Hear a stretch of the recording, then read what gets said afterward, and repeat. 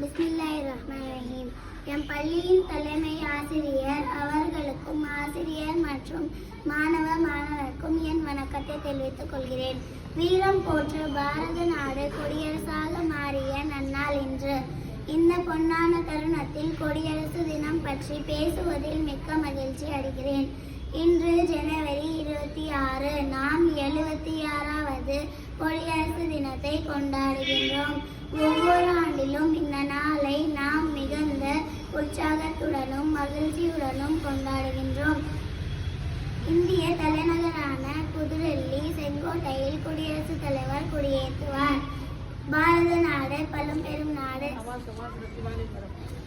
பாரத நாடு பழம்பெரும் நாடு, நீரதன் புதல்வர், இந்நினைவு அகற்றாதீர் என்ற பாரதியின் பாடல் வரிகளுக்கு ஏற்ப பாரதம் வேற்றுமையில் ஒற்றுமை கண்ட நாடாகும்.